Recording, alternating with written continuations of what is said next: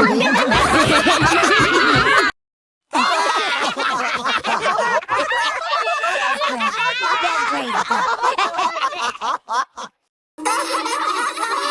on, guys. I just want to...